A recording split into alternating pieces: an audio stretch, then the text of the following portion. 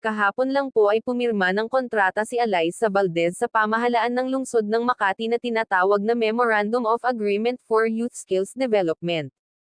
Kalakip sa Memorandum of Agreement na ito ang 3 days volleyball camp sa lungsod ng Makati na naglalayong matulungan at ma-develop ang skill level ng kabataang gustong umangat sa larangan ng palakasan sa lungsod ng Makati.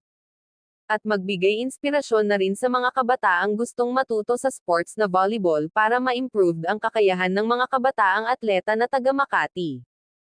Alam naman natin na ito na ang nagiging fashion ni Alyssa Valdez sa buhay na makapagbigay ng inspirasyon sa mga batang manlalaro na gustong sumikat at makilala sa larangan ng sports.